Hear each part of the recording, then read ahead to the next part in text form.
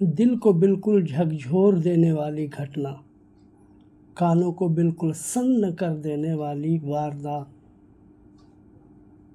जिससे इंसानियत शर्मशार हुई।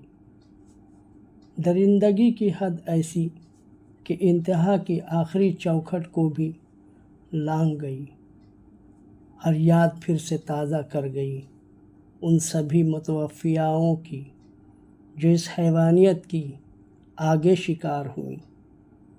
आज उनकी माएँ फिर से सिहर उठी होंगी, टीस फिर से लहर मारने लगी होंगी और उनका दिल कह रहा होगा, और अब ये न होता। हम सभी की बेटियां ने तो अपने जान की आहुति देकर हिंदुस्तान को जगाया, पूरी दुनिया की इंसानियत को जगाया, सिस्टम को जगाया, फिर भी हमारा ये बलिदान काम ना आया। उस परलोक से सभी मृतिकाएँ, सभी बेटियां इस लोक को निहार रही होंगी। कठुआ की आसिफा, हैदराबाद की दिशा, हाथरस की गुड़िया, उत्तराखंड की अंकिता भंडारी और दिल्ली वाली निर्भया तो हैरान होंगी और कह रही होंगी, अरे मैं तो अपने जीवन की आहुति देकर भारतीय न्याय संहिता की धारा बनवा कर आई थी।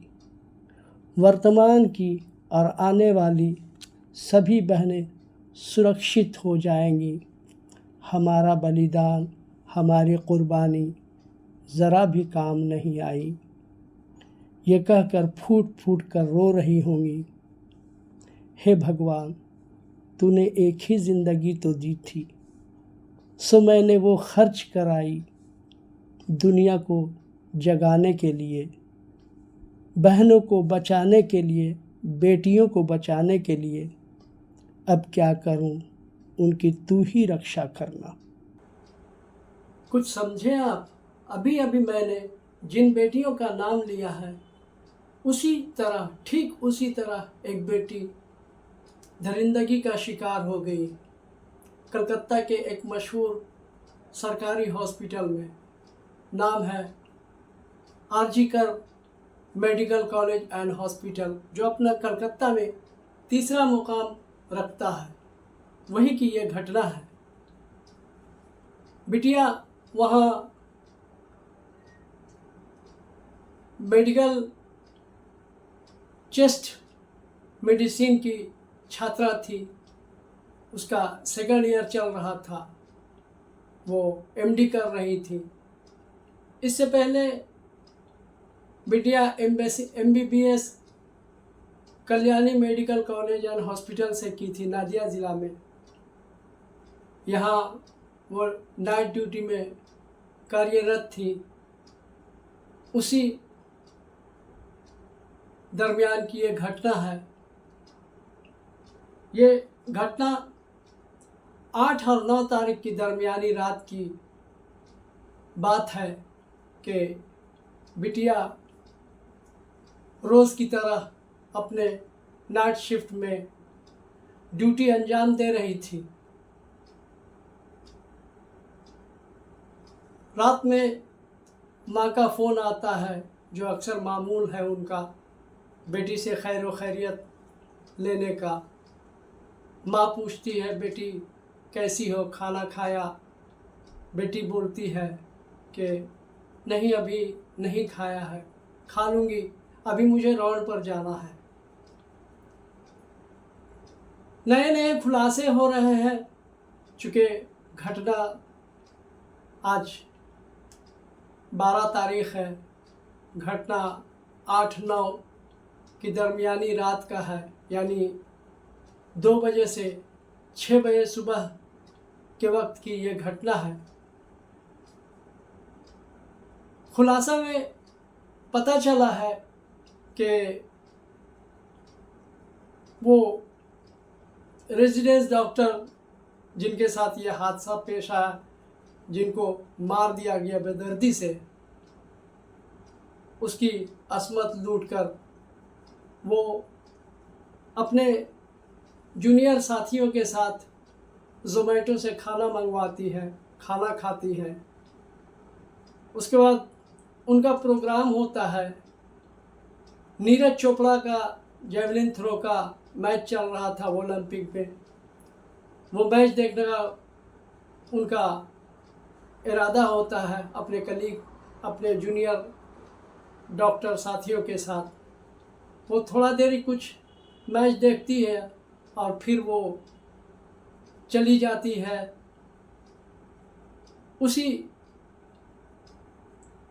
बिल्डिंग के तीसरी मंजिल पर जहाँ सेमिनार हॉल होता है, वहाँ जा कर के सो जाती है एक ब्लैंकेट ओढ़ करके, ऐसा पता चला है।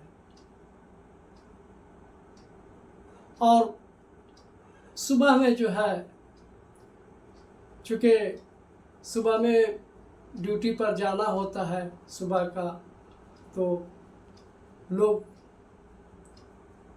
उनको खोजा तो देखे कि वो सेमिनार हॉल में बेसुध मरी पड़ी हैं। फिर चारों तरफ अफरा तफरी का माहौल पैदा हो गया। इंतज़ामिया जो है उस बच्ची के मृतका के माँ बाप को फ़ोन किए कि भाई आपकी बच्ची बीमार है, और फिर फ़ोन कट गया। उसके बाद कई बार उसके माँ बाप बेचैन हो कर के कई बार फ़ोन लगाए। तीसरी बार बातचीत हुई तो बताया गया कि आपकी बच्ची ने ख़ुदकुशी कर लिया है, आप आ जाइए।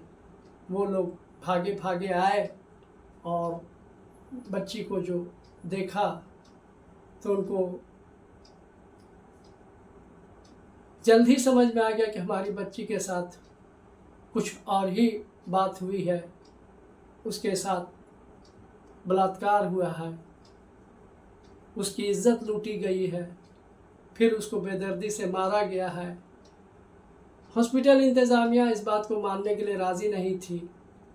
बाद में हो हल्ला ची पुकार होता है, बात आग की तरह पूरे कलकत्ता में फैल जाती है। फिर कलकत्ता के सारे रेजिडेंट्स डॉक्टर और नर्स एहतजाज पर उतर जाती हैं।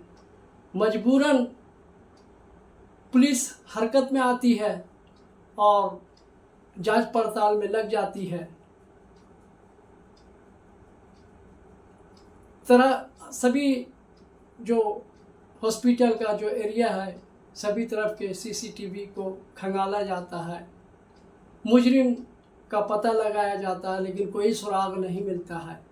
बस एक सुराग ये है कि कोई अनजान शख्स जो है उस 2-3 बजे की रात में वो टहलता पाया जाता है।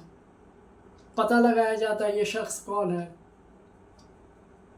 लोग वहाँ के जो है स्टाफ बताते हैं कि ये सिविक वॉलंटियर है, नाम इसका संजय रॉय है। तो उसी पर पुलिस अपना जहन मरकूज़ कर लेती है और एक सबूत, वो कहते हैं ना कि मुजरिम कितना भी शातिर हो तो वो कुछ न कुछ जल्दीबाजी में, या फिर खुदा की मर्ज़ी कहिए कि पाप छुपता नहीं है, ऐसा भी है कहावत, तो वो कुछ न कुछ छोड़ जाता है।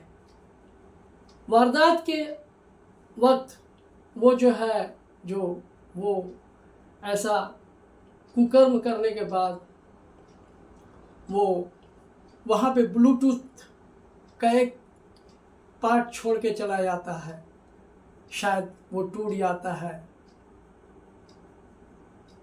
और पुलिस को वो हाथ लग जाता है। लाश को पोस्टमार्टम के लिए भेजा जाता है। लाश के पोस्टमार्टम से पता चलता है कि बहुत बेदर्दी के साथ उसके साथ बलात्कार किया गया, पीटा गया, नोचा गया, घसीटा गया। जिस्म के ज़्यादातर जो अंग भाग हैं वो ज़ख्मी थे। उंगली टूटी हुई थी, गर्दन की हड्डी टूटी हुई थी। बिटिया का प्राइवेट पार्ट भी क्षतिग्रस्त था। नाक से खून बह रहे थे, मुंह से खून बह रहे थे और भी जिस्म के कई हिस्से से खून का रिसाव था। ये पोस्टमार्टम में बात पता चली है। आगे पुलिस जो है उस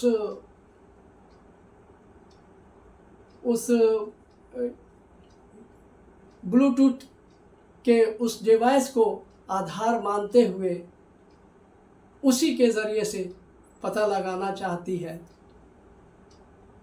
और कहा जाता है कि मतलब वो उसको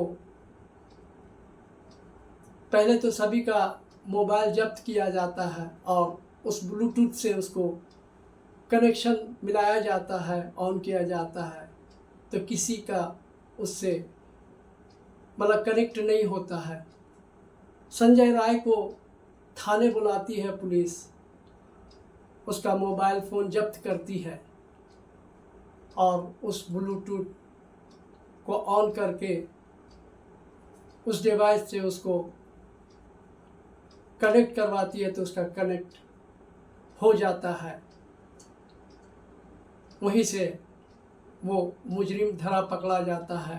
उसके मोबाइल में पता चला है कि बहुत सारा अश्लील वीडियो, पॉर्न वीडियो जिसको कहें, उरियानियत वाले वीडियो उसमें बहुत सारे पाए जाते हैं। उसके जो बैड एलिमेंट वाला वो बैकग्राउंड उसको खंगाला जाता है, तो पता चलता है कि इसने कई शादियां कर रखी हैं, 4 शादियां कर रखी हैं। 3 तो बीवी उसके उस हरकत से जालिमाना हरकत हो या और भी कुछ भी मामला हो, 3 बीवियां तो उसे छोड़ के चली जाती हैं। चौथी बीवी जो है कैंसर से मर जाती है। वहाँ के लोग कहते हैं, आर्जिकर मेडिकल हॉस्पिटल के लोग, कि वो बड़ा सांड जैसा घूमता फिरता था, लड़कियों को घूर करके देखता था। लड़कियाँ चूँकि अलग अलग जगह से आती हैं, वो उसके साथ सहम करके ही रहती थी, चूँकि वो पुलिस का ध्वज दिखाता था। तो ये सब इन बातों का पता चला है। उधर माँ बाप का बहुत बुरा हाल है, चूँकि माँ बाप का सपना टूटा है। उस माँ बाप की एकलौती वो औलाद थी। उसके स्कूल के टीचर्स जो उस बिटिया के एहतजाज में आए थे, उनका कहना था बिटिया बहुत ही पढ़ने में तेज़ थी। उसने इंजीनियरिंग के एंट्रेंस में भी एग्ज़ाम दिया था और पास किया था, मगर उसका शौक़ था डॉक्टर बनने का, तो उन्होंने डॉक्टर के पेशा को चुना और उसमें वो एमडी कर रही थी। उधर एहतजाज में कुल सियासी पार्टियां, बीजेपी, कांग्रेस अपने इल्ज़ामों का बौछार लिए हुए एहतजाज में शामिल हुई। ममता बनर्जी भी, विनीत गोयल जो यहाँ के पुलिस कमिश्नर हैं, उन्होंने भी बहुत साथ दिया और लोगों को भरोसा दिलाया कि हम मुजरिम अगर यही है तो ठीक, अगर नहीं तो इसके साथ और भी है, हम सबको धर दबोचेंगे। 2-3 दिन का वक्त लिया है। इधर संजय राय को 14 दिन के रिमांड पर लिया गया और उससे कौन कौन इस वारदात में शामिल है उससे वो उगलवाने की कोशिश की जा रही है। ममता बनर्जी का कहना था कि जब घटना हुई थी तो हम झाड़ग्राम में थे, लेकिन हम संपर्क बनाए हुए थे और हम आए हैं और बिटिया के साथ पूरा इंसाफ होगा। 6 टीम की SIT गठित की गई जांच के लिए और चीफ मिनिस्टर ममता बनर्जी ने लड़की के माँ बाप को ये भरोसा दिलाया है कि हम मुजरिम को पकड़ेंगे और भी जो इसमें शामिल है और उसको कैफर किरदार तक पहुंचाएंगे।